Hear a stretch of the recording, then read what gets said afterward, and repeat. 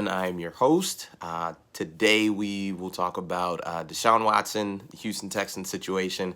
It's a bit of a mess right now, but before I get into that, wanted to just send a shout out to Sarah Thomas, who is going to be the first female official in the NFL to officiate the Super Bowl, which is pretty cool.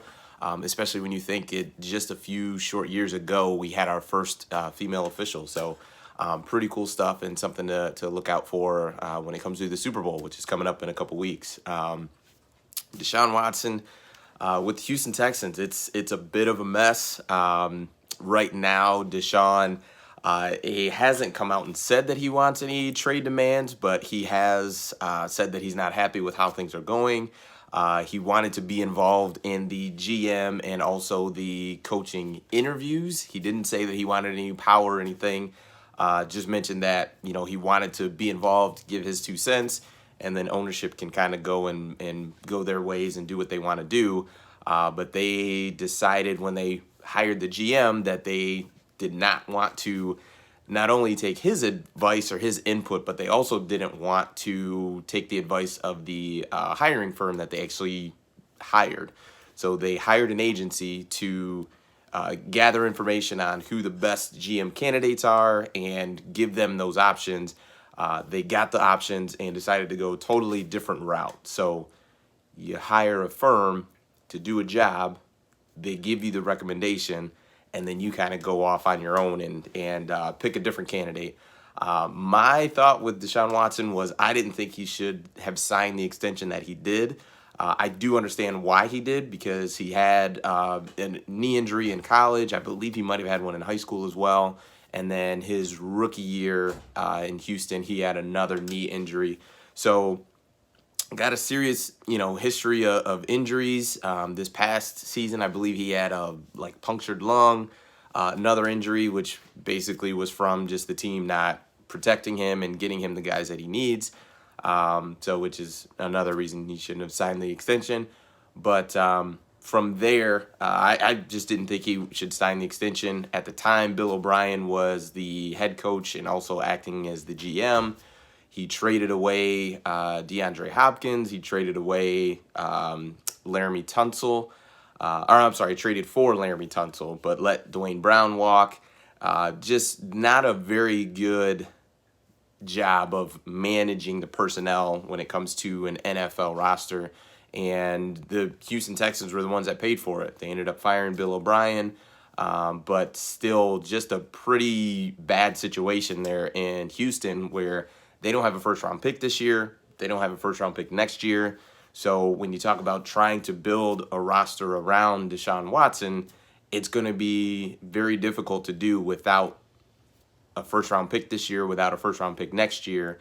And also, when you look at what is there in Houston, it's not great. You've got Deshaun Watson, who has played his tail off and been phenomenal, but you got J.J. Watt, who's getting older, who it sounds like he wants out. He has made it public that he wants to play for a competitor, a team that is going to compete for a Super Bowl. So it's really difficult to see the Houston Texans being competitive for the next couple of years. So it sounds like the Texans are basically operating as if they are going to be trading Deshaun Watson.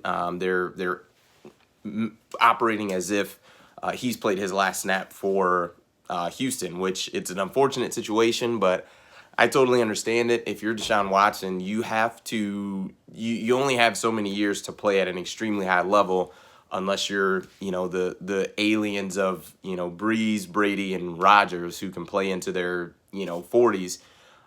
So you have a short window. You look at a guy like Drew Brees. He won 1 Super Bowl, which there's plenty of quarterbacks that don't win any, but he only won 1 in the very long career that he's had, and he's been on some good teams with the New Orleans Saints. Deshaun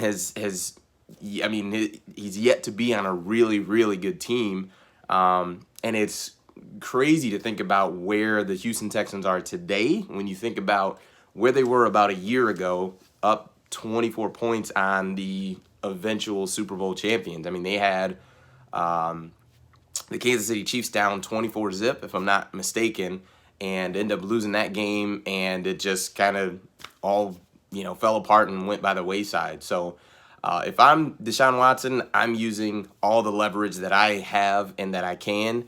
I want out of Houston, no questions asked. And a lot of rumors already you can hear talk about him going to Miami in a trade for Tua, their starting quarterback, as well as a couple other draft picks, like first-round picks. I think that could work.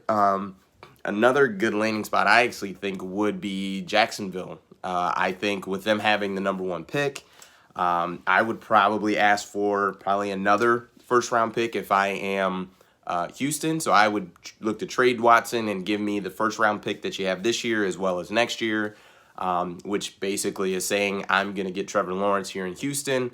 We get a restart. We now get a first-round pick this year as well as get a first-round pick next year, which is something that you don't have. And for Jacksonville, while you do love the allure of a Trevor Lawrence, but you know exactly what Deshaun Watson is. He's a very high-level quarterback in the NFL, and I think you always go for a guarantee over a maybe. And Deshaun Watson, it is guaranteed he's going to be a very high-level quarterback, all-pro quarterback. And with Trevor Lawrence, we think he's going to be very good, but he very well, it's possible that he won't be as good as Deshaun Watson. So that would be the landing spot that I would look at if I was Houston, and probably would be Miami and Jacksonville. But we'll see what happens. It's a bit of a saga right now, but it's pretty early. Well, it's not even quite the offseason just yet.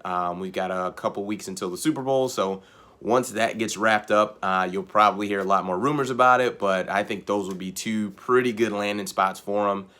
Jacksonville's got a ton of cap room, I believe $100 million in cap space. Just hired Urban Meyer, who has won literally everywhere he's been. So it could be a good situation for all parties involved. So we'll see what happens. Thank you for listening. Thank you for viewing the video. Please like and subscribe. Definitely appreciate the support. And yeah, I'll see you next time.